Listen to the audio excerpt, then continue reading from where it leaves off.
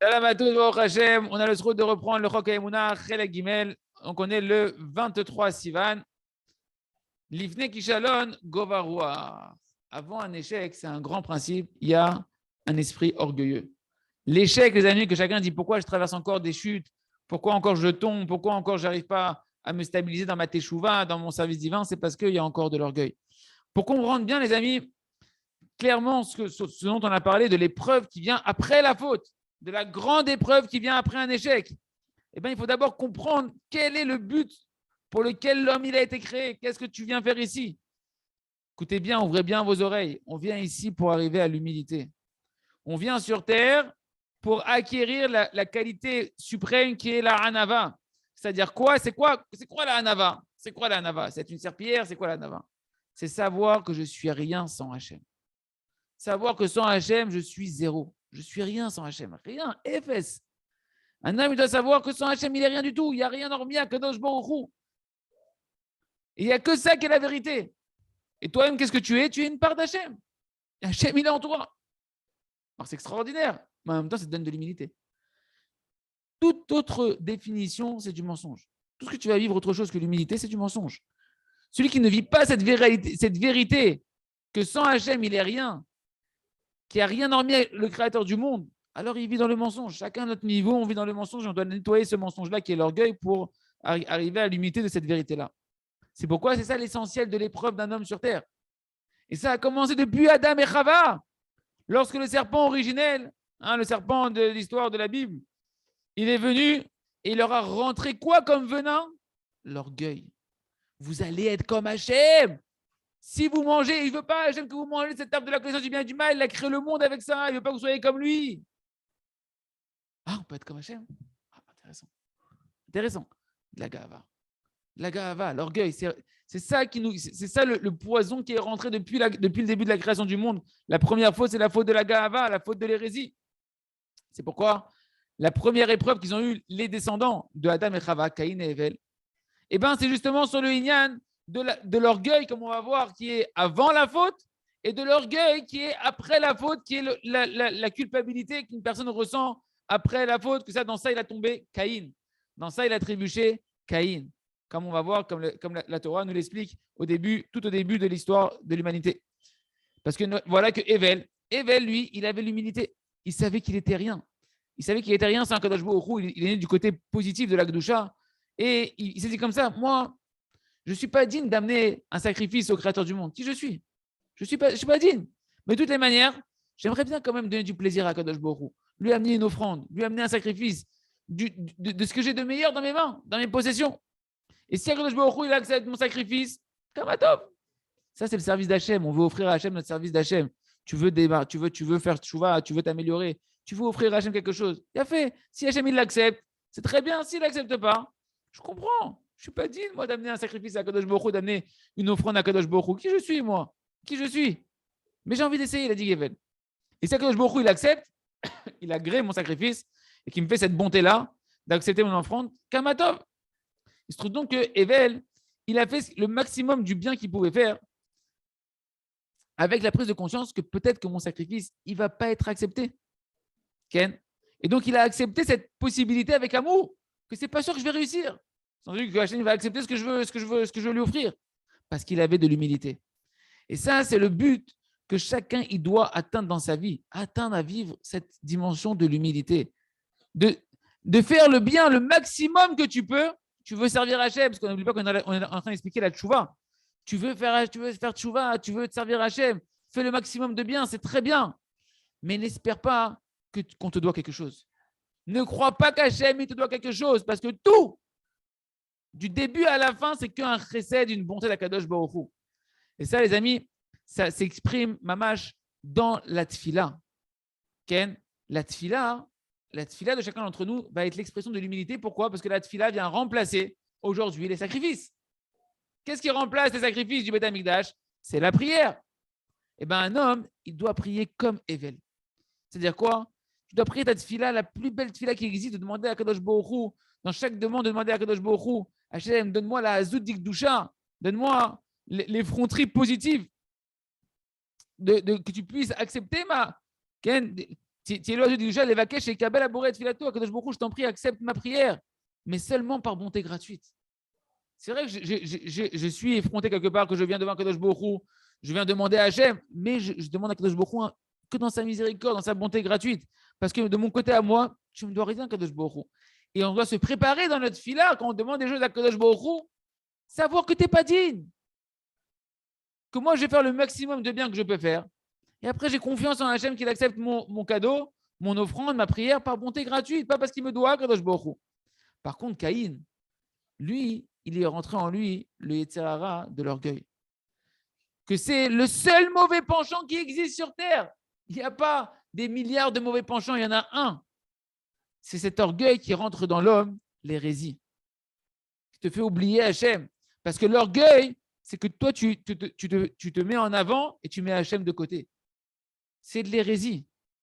Le sentiment que je n'ai pas besoin d'Hachem dans ma vie, je m'arrange tout seul, la parnassa, je m'arrange, la santé, je m'arrange, les enfants, je m'arrange, tout, je m'arrange. Hachem ne va pas trop le déranger, Kadosh Baruch Hu. Il veut que je sois un petit peu un grand garçon. Ah, tu mets Hachem de côté, tu crois que tu existes, toi, sans Hachem, tu crois que c'est quelque chose. Tu n'as pas besoin de prier. Pourquoi je vais prier? Pourquoi je vais déranger Hachem? Il a que ça à faire, Hachem, de s'occuper de moi. Et tu crois qu'il fait quoi, Hachem, par s'occuper de toi? Et donc, un homme, il dit pas besoin de prendre conseil auprès d'Akadosh Baruch Hu.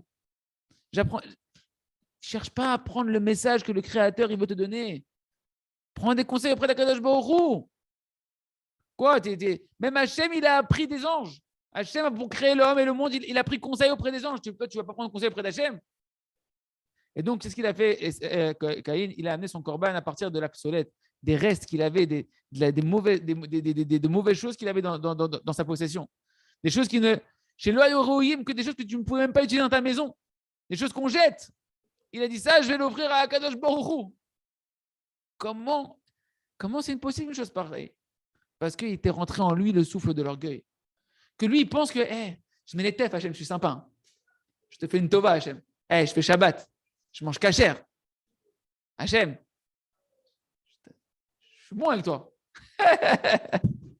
C'est ça le corban. Il amène un sacrifice à Hachem. Il amène son service divin à Hachem. Et Kaviachol, Hachem, il doit dire merci. C'est Hachem qui devrait te dire merci pour ton sacrifice. Et c'est sûr qu'au moins, il va accepter ce que je lui donne, Hachem. C'est la moindre des choses, quand même. Je viens faire tchouva, Hachem, accepte quand même. Je suis gentil. C'est comme un homme qui vient et il amène un cadeau à quelqu'un. S'il a de l'humilité envers l'autre, Ken, que l'autre, qu'il est plus grand que lui, tu donnes un cadeau à quelqu'un qui est plus grand que toi, tu viens devant le roi, etc. Alors, tu sais de donner un cadeau qui va être à la portée de celui à qui tu es en train de le donner. C'est un minimum de mettre un cadeau qui va avec la personne qui est en face de toi. Parce que tu veux lui faire plaisir avec ton cadeau, qu'il l'accepte avec bon cœur. Mais si la personne elle a de l'orgueil, Ken, par rapport à celui à qui tu fais le cadeau, alors toi, tu vas le diminuer dans tes propres yeux. Tu vas le voir petit à tes propres yeux, la personne à qui tu fais le cadeau. Alors, qu'est-ce que tu vas lui donner? Ce qui me passe sous la main, je suis gentil, déjà, je lui donne un petit bakshish. Dis merci déjà. Okay. Ce qui est un truc que je donne dans l'armoire, tu ne sais plus quoi en faire, qui est bien poussiéreux, tu le prends, tu le nettoies un peu, allez, et dis merci s'il te plaît que je t'ai donné. Hein? Et ben, comme ça, Caïn, il a fait. Comme ça, Caïn, il a fait, mais miskin, c'est le fruit de ce que ses parents, dans quoi ils sont tombés dans l'orgueil de vouloir être comme Hachem, dans l'orgueil qu'ils ont eu. C'est pourquoi Akadosh Baruch Hu, il n'a pas accepté le cadeau de Caïn. C'est un message d'Akadosh Baruch Hu pour toutes les générations jusqu'à nous aujourd'hui. Et qu'est-ce qu'il aurait dû faire Caïn à ce moment-là? Il aurait dû avoir honte. Quoi, Hachem, il n'accepte pas mon cadeau. Au lieu de se rebeller, au lieu d'être en colère, il aurait dû avoir honte et accepter ici le message de la Hanava. C'est pas joli ce que tu as fait. C'est pas bon ce que tu as fait. Accepte, ok, apprends. Un homme, il doit comprendre après l'échec que tu dois accepter de gagner ici de l'humilité. Tu es tombé parce que tu étais trop orgueilleux encore. La preuve, tu as trébuché. La preuve, tu as fauté. Pourquoi tu es tombé? Parce que tu avais de l'orgueil. Et cet orgueil s'est exprimé par quoi? Tu veux savoir comment tu avais de l'orgueil? Mais non, moi, je n'étais pas orgueilleux. Tu as prié à Hachem. Tu as demandé l'aide à Hachem. Combien de temps tu as demandé l'aide à Hachem pour réussir? Si tu avais de l'humilité, c'est sûr que tu aurais prié énormément, tellement tu connaîtrais ta nullité sans Hachem pour ne pas trébucher devant le Tzara qui est plus fort que toi. Parce qu'il faut savoir, il faut clarifier qu'un homme qui a de l'humilité, il n'a pas de chute. Ça n'existe pas. Pourquoi les Élikim ne tombent plus? Parce que par leur travail, ils ont acquis l'humilité. Parce que lui, il se trouve déjà tout en bas dans son esprit, il sait qu'il est rien sans Hachem. Donc où il peut tomber? Il est déjà en bas de l'échelle. Un homme qui est humble, il se sent tout petit, tout en bas par terre, plus bas que terre, où tu veux le rabaisser? Il n'y a plus, il s'est mis tout en bas. Rabbi Nachman a dit en dessous des plus grands que toi, en dessous des moyens, en dessous des plus petits que toi et en dessous de toi-même. Quand tu seras plus petit que ce que tu penses que tu es et que tu es plus petit que tout le monde entier, on ne peut plus te rabaisser. Tu es tout en bas. L'essentiel de l'humilité, les amis, ce n'est pas la tristesse, ce n'est pas la paresse, non. C'est savoir que sans Hachem, c'est-à-dire quoi sans Hachem? Sans la prière, je n'ai pas de force. Je n'ai pas de force. Et je ne peux pas surmonter mon mauvais penchant, même le plus petit des mauvais penchants. Les amis, c'est merveilleux ce qu'on est en train de voir. Je ne sais pas si vous vous rendez compte de cette définition de la tchouva et de comment gérer les échecs. On continuera, et merci Hachem, dans le prochain shiur. Il faut qu'on passe maintenant au jardin des louanges. Donc, on reviendra sur ça, Bezat Hachem, dans le prochain shiur. Et on continue avec le jardin des louanges. Et notre milvado, il n'y a rien hormis à Kadosh Baruch Hu, pour ceux qui n'ont pas encore entendu. Il n'y a rien hormis à Hachem.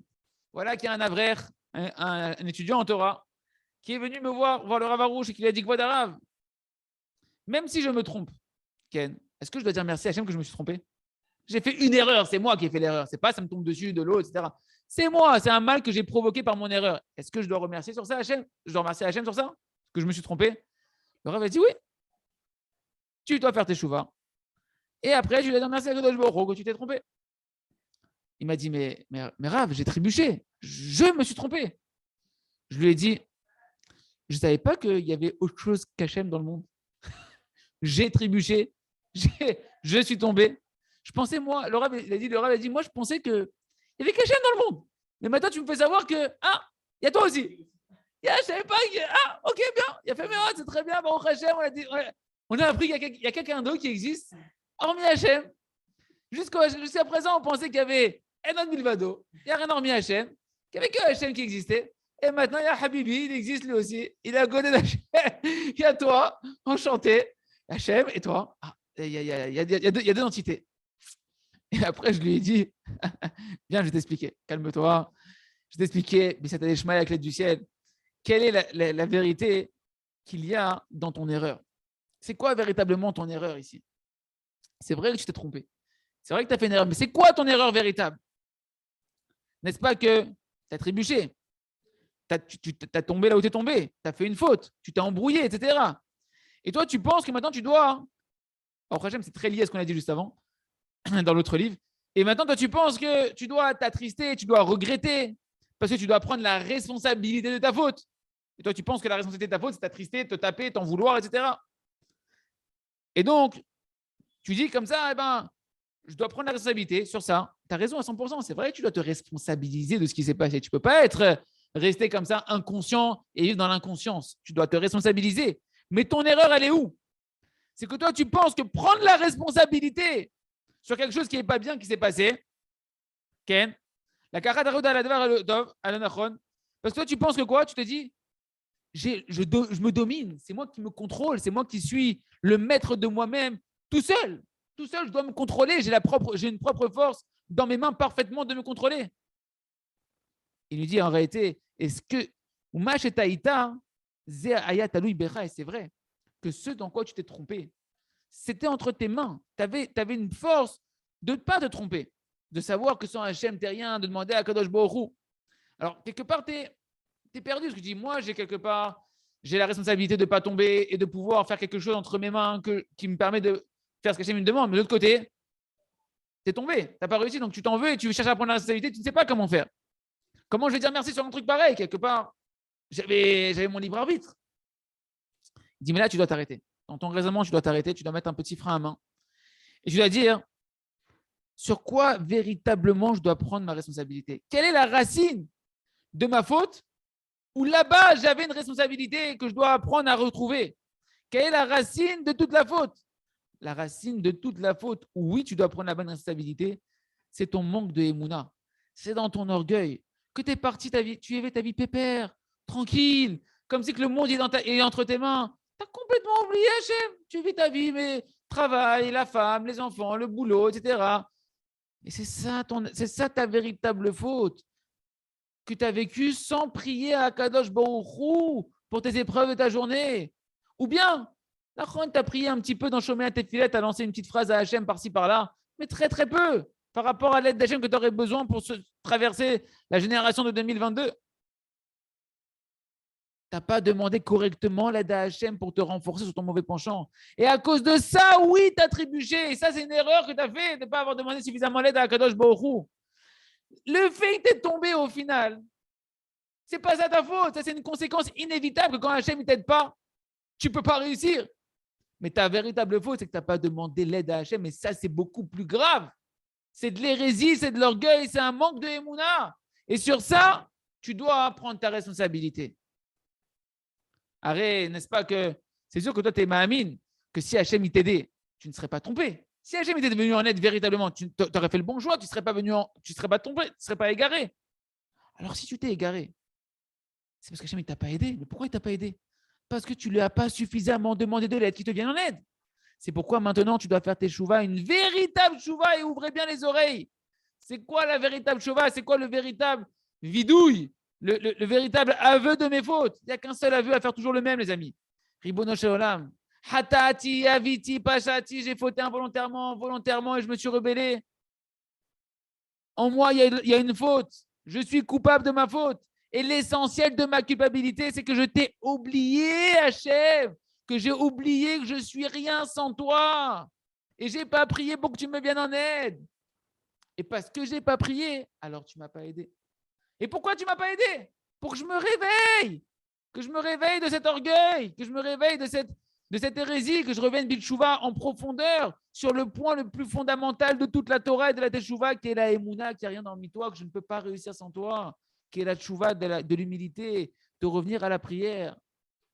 De là, tu comprends maintenant pourquoi tu dois remercier et sur quoi tu dois remercier. Tu ne dois pas remercier sur la faute, tu ne dois pas remercier sur l'échec en lui-même, etc.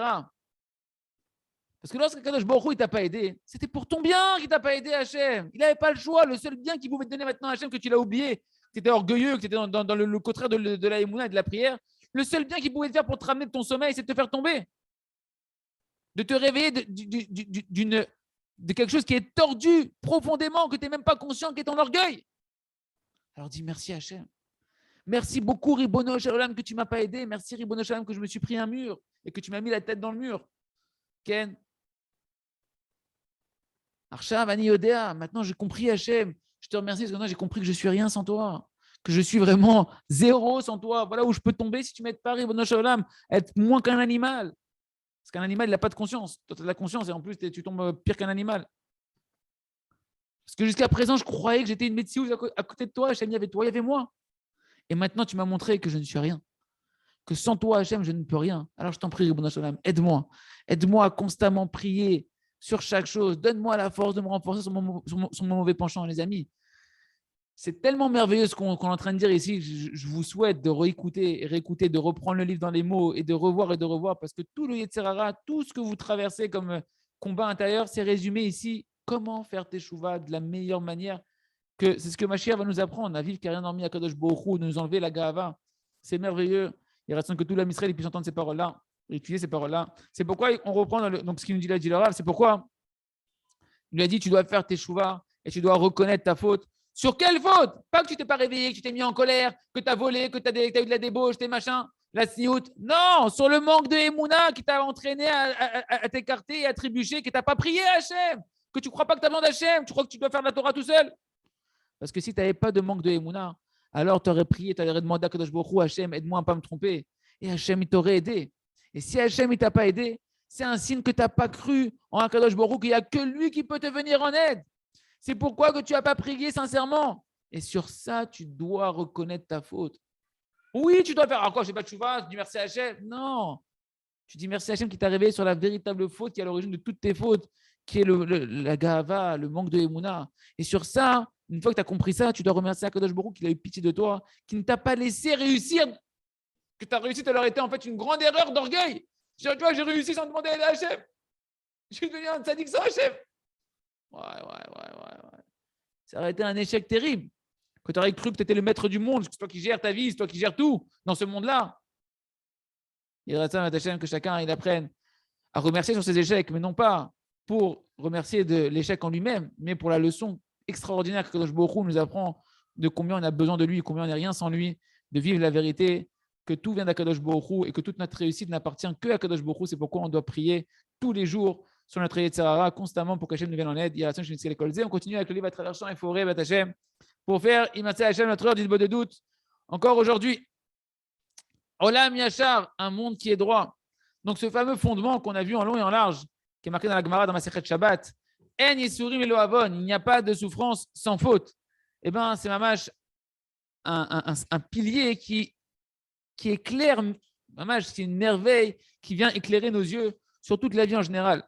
Parce que c'est certain que tout celui qui comprend ce qu'on est en train de parler et qui comprend les choses avec le bon éclairage, alors il est obligé maintenant de commencer à vivre une vie belle, une vie agréable. Bechol Zot, malgré tout, une personne, elle peut clarifier qu'elle est encore loin de ce chemin-là. Ken. Et il y a même des gens encore, même des gens des Talmidei Chachamim, des gens qui sont dans la Torah, etc., qui ne comprennent pas encore véritablement quel est ce fondement-là qu'on est en train de parler, qu'ils n'ont pas saisi encore. Et ils peuvent, mamash, s'ils apprennent ça maintenant, commencer à vivre une vie véritablement bien, une vie agréable, une vie douce et heureuse. Et au contraire, il y a des gens qui vont aller de l'autre côté. Ils vont dire que ce fondement-là, non, moi, de dire qu'il n'y a pas de souffrance sans faute, ça me met la pression, ça m'angoisse. Alors quoi, je suis responsable de tout ce qui m'arrive. Tout ce qui m'arrive, c'est à cause de moi, etc. Et j'ai vu des gens, moi, de mes propres yeux, qui ont mal compris, qui ont vu à la première couche et qui se sont culpabilisés, qui n'ont pas compris le bienfait de ce qu'on est en train de voir ici. C'est pourquoi on doit répéter.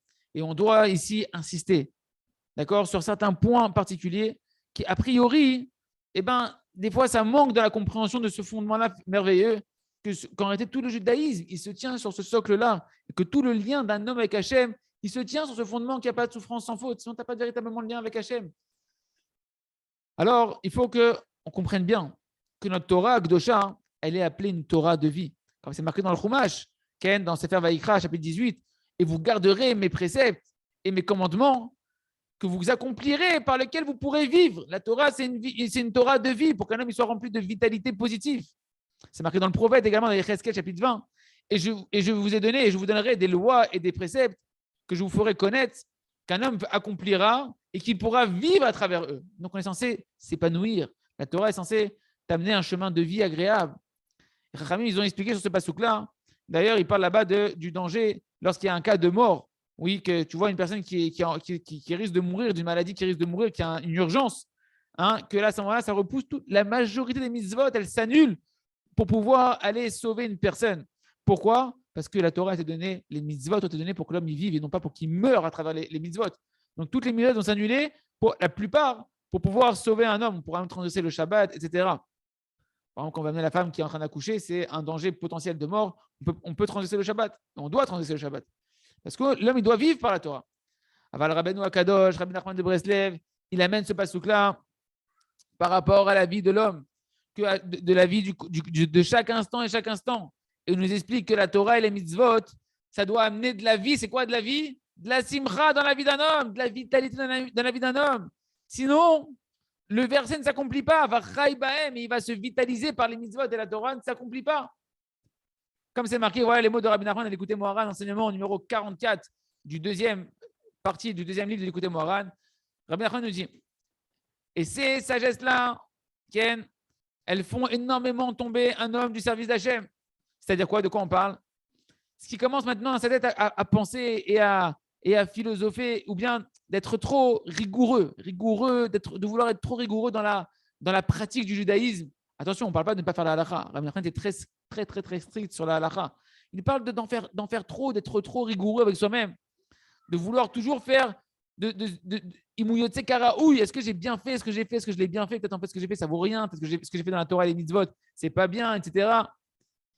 Parce qu'en réalité, un être humain, il ne pourra jamais, nous dit Rabbi Nachman, jamais être quitte de son devoir parfaitement envers Akadosh Baruch Hu. Parce qu'Akadosh Baruch Hu, il est infini. Je ne sais pas comment servir Hachem parfaitement, c'est impossible. Et Akadosh Baruch Hu, il ne vient pas comme un tyran envers ses créatures, comme c'est marqué dans la Gemara Avodah Zarah. Hachem, ce n'est pas un tyran. Il n'est pas qu'un matraque à t'attendre au coin de la rue. Est-ce que tu as bien fait la halakha ou pas ? Est-ce que tu aurais pu faire mieux ? Ma pitom. La Torah, c'est marqué également dans Maseret Kiddushin, page 54, que la Torah n'a pas été donnée aux anges. La Torah a été donnée à des hommes de chair et de sang qui ont été Yetzirah. Et nous dit Rabbi Nachman, ceux qui veulent être trop rigoureux avec eux-mêmes, et qui s'amusent tout le temps à prendre des khumrot, donc des mesures d'être trop rigoureux dans la halakha constamment. Ils veulent prendre les avis rigoureux. Je prends tous les avis rigoureux. Ok, quand tu seras un chassid chez Bachassidim, après 40 ans de service divin, que tu veux être plus rigoureux pour être plus dans le service d'Hachem, c'est-à-dire, nous, les balais de Chouva, il ne faut pas être un médagdek de vouloir être marmir sur marmir et trop de khumrot, on dit Rabbi Nachman.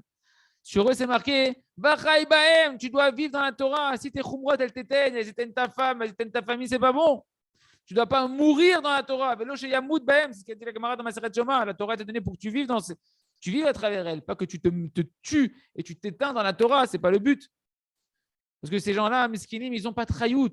Leur Torah, c'est ils sont constamment, il me dit Rabbi Nachman, dans l'amertume, dans l'angoisse. Ils ont toujours l'impression que ce qu'ils ont fait, c'est pas suffisamment bien, que les mitzvot que j'ai fait, c'est pas suffisamment bien. Ils n'ont pas de vitalité de leur mitzvot. Pourquoi? Parce qu'ils sont trop rigoureux avec eux-mêmes. Et du coup, ils sont dans une forme d'amertume. Et lui-même, Ken. Il a fait. Fin de citation du Likutei Moharan.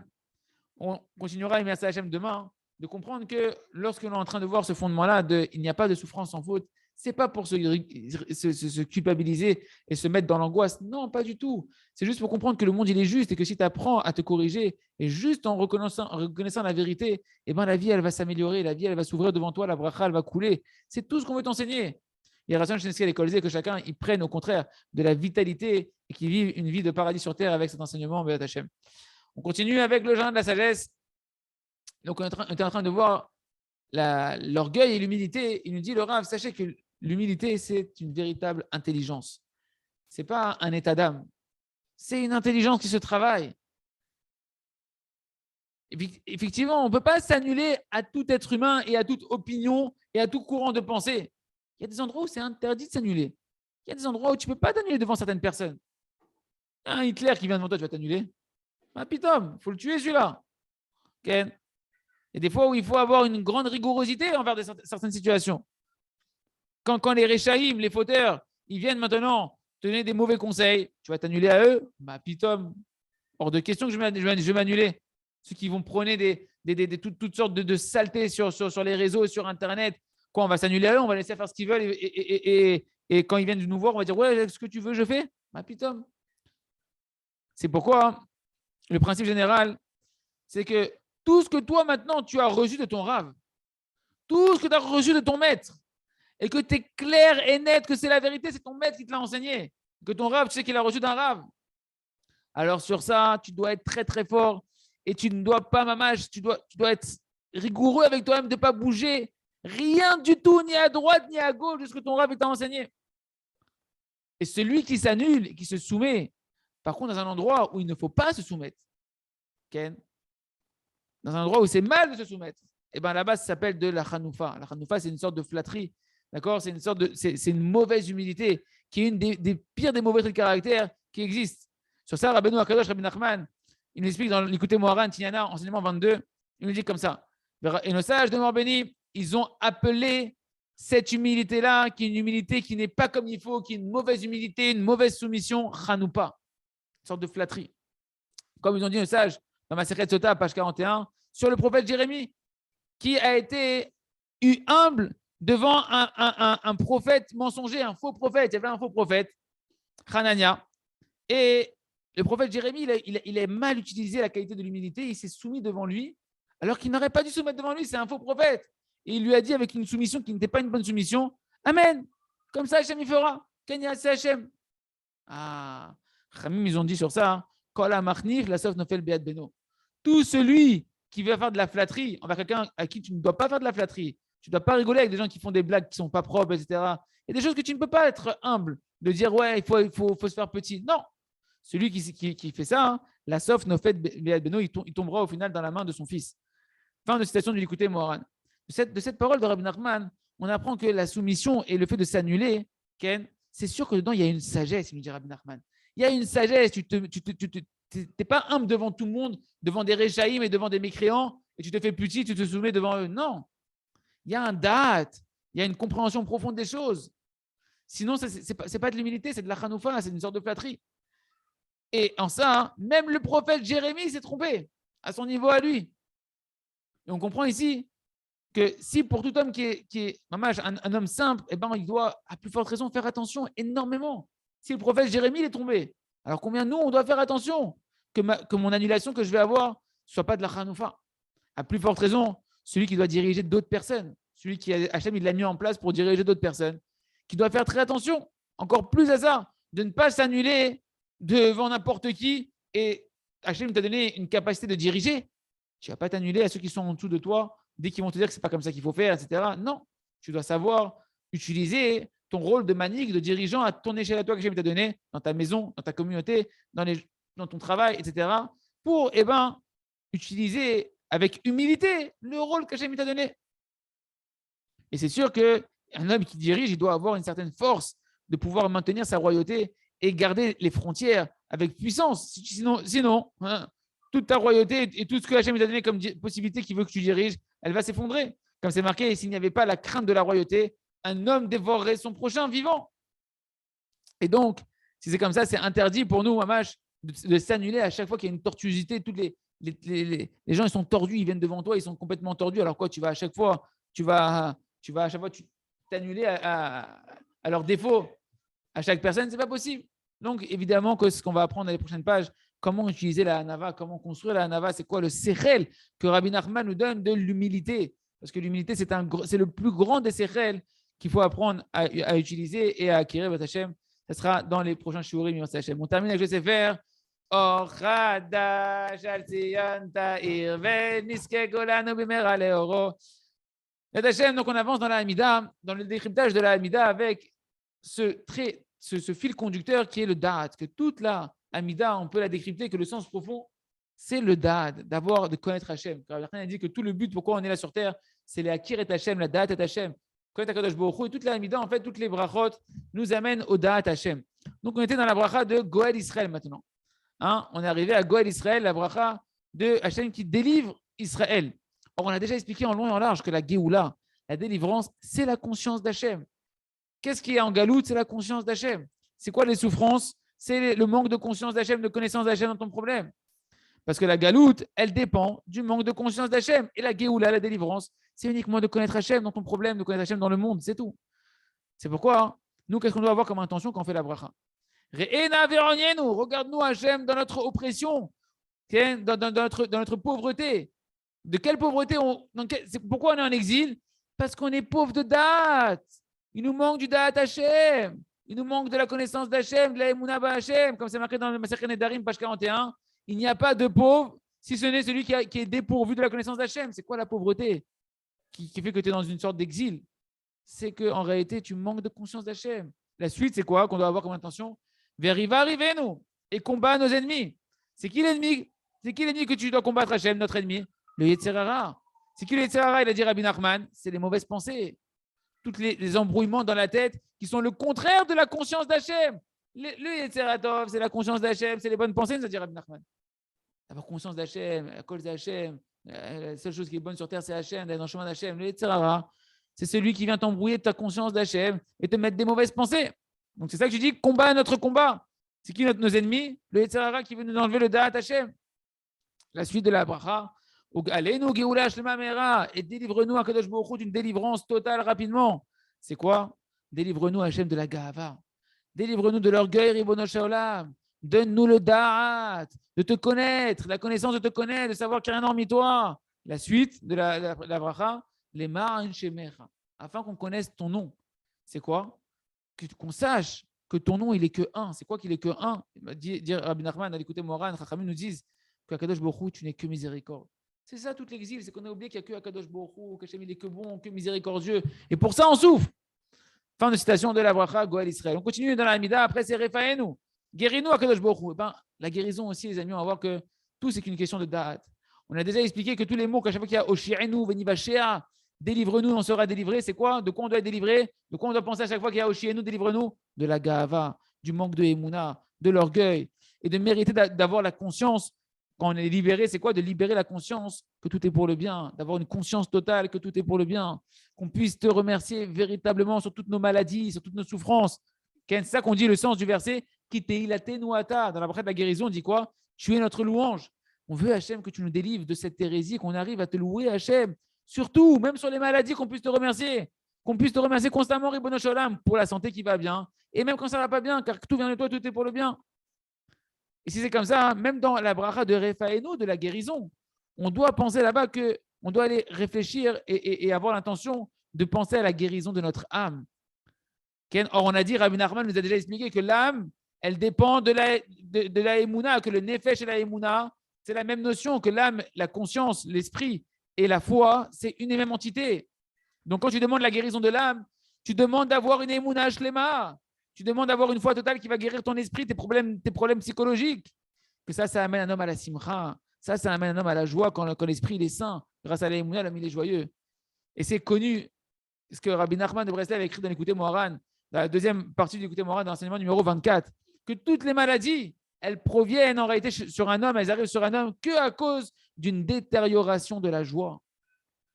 Toutes les maladies, même physiques, pas que mentales, elles proviennent d'un endommagement de la joie.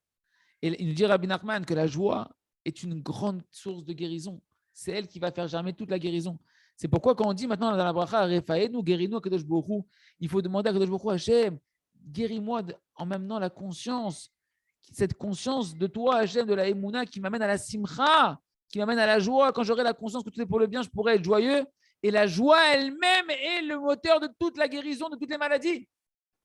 Donc on voit quand même la bracha de Refoua, Shlema, Refaenu, c'est que du Dahat, c'est que de la conscience d'Hachem. Extraordinaire. Et l'essentiel, c'est que la Refoua, les amis, la guérison, comme on l'a pris en long et en large, comme tous les problèmes de la vie, dépend de la Teshuvah. Parce que comme on a vu, ce que Rabbi Nachman nous ramène dans la Masechet Shabbat, page 55, il n'y a pas de souffrance sans faute. Donc il n'y a pas de maladie sans faute. Donc, et on a déjà expliqué que la Teshuvah, tout le but de la Teshuvah, on l'a vu dans la bracha de la Mida de la Teshuvah, que la Teshuvah, c'est que revenir à la conscience d'Hachem. C'est encore du Da'at. C'est revenir à la conscience d'Hachem. Le Yetzirah, il ne rentre que parce qu'il y a un vent de folie qui est rentré, un vent de folie dans l'esprit, d'accord, qui t'a fait oublier Hachem. C'est pourquoi le pasouk qu'on a vu au-dessus, où le vavo yavin veshaver rafalo, qu'il faut que son cœur il comprenne et ainsi il pourra faire Teshuvah et guérir. Quand tu vas comprendre ton erreur, tu auras le Da'at Hachem, tu vas retrouver la conscience d'Hachem, et ben tu vas pouvoir faire Teshuvah, te repentir et tu vas guérir parce que la maladie n'était qu'un problème d'un éloignement d'Hachem qui était une faute, qui est un manque de conscience d'Hachem. Et également, c'est marqué là-bas dans le Chelek Bet du Écouté Moharan, dans l'enseignement numéro 5. Rabbi Nachman de Breslev nous dit que par la chute de la Emouna, c'est complètement lié à la simcha, d'accord. Quand tu n'as pas d'Emouna, tu perds ta simcha. Le conseil principal de la simcha, c'est la Emouna. Par la chute de la Emouna, eh ben, un homme, aucun traitement ne pourra lui venir en aide. Aucune guérison ne pourra marcher sur lui. Ni la prière, parce que la prière, c'est la Emouna. Si tu n'as pas d'Emouna, ta prière ne peut pas marcher. Tu peux prier sans Emouna, avec une Emouna très faible. Ni la prière, ni le mérite de nos ancêtres, ni aucun remède ne pourra te venir en aide. Et l'Emouna, c'est ça. L'Emouna, ikar adat. L'Emouna, l'essentiel, c'est quoi? Il dit Rabbi Nachman, c'est le Da'at, la conscience d'Hachem, que tout est pour le bien. Bon, mais Rabbi Nachman, il dit Rabbi Nachman que la maladie,